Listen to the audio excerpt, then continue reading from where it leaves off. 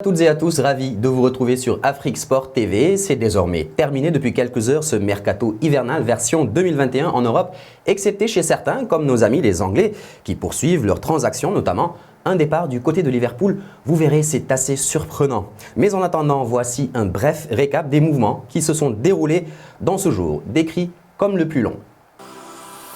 Vu le contexte actuel lié au coronavirus, il était difficile de dépenser sans compter, même du côté des plus riches comme le Paris Saint-Germain où la fin de mercato a été particulièrement calme, alors que Tottenham a finalement retenu Dele Alli puisque les Spurs ne lui ont pas trouvé un remplaçant pour le laisser filer.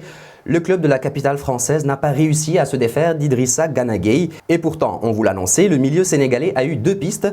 D'abord du côté de Newcastle, ensuite de West Ham. L'offre des Magpies a été jugée infructueuse par la direction. Par contre, celle des Hammers a bien fait réfléchir le Lion. Mais tout n'était pas réuni pour que l'ancien Lillois revienne en Angleterre 18 mois après son arrivée en provenance d'Everton. C'est donc à Paris qu'il termine sa saison. On reste en France où le Stade Rennais a mis fin au contrat du défenseur italien Daniele Rugani, un passage express dans le club breton pour celui qui appartient à la Juventus et qui était arrivé en début de saison actuelle. A noter que la vieille dame l'a encore prêté, cette fois à Cagliari. Il ne quitte donc pas le pays de la Squadra Azzurra, malgré le souhait de son désormais ex-entraîneur Julien Stéphan de le conserver. Le défenseur de 26 ans, très peu utilisé en raison d'une grosse blessure, a ainsi préféré rentrer en Italie pour avoir plus de temps de jeu. On file en Espagne tout en restant en France. Un joueur du Barça, en l'occurrence Jean-Claire Todibo, a été prêté à l'OGC Nice. Suite à l'échec de son prêt à Benfica en première partie de saison, le Barcelonais de 21 ans va tenter de se relancer à Nice. Le club azuréen a confirmé le nouveau prêt du défenseur central français jusqu'à la fin de la saison. A noter que le FC Barcelone a communiqué sur le montant de l'option d'achat, à savoir 8,5 millions d'euros plus 7 millions d'euros de bonus pour l'ancien Toulousain. De l'Angleterre vers la France, c'est rare, mais ça arrive. Ainsi, le buteur de Fulham, Aboubacar Kamara, va retrouver l'Hexagone. Après 3 ans et demi passés en Angleterre, l'attaquant franco-mauritanien, âgé de 25 ans, formé à Monaco, est passé par Amiens et prêté sans option d'achat jusqu'en fin de saison à Dijon par Fulham. Cette saison avec le club anglais, il n'avait marqué aucun but en 11 apparitions en Première Ligue. Sous contrat jusqu'en 2024, Kamara va donc tenter d'aider Dijon à se maintenir en Ligue 1.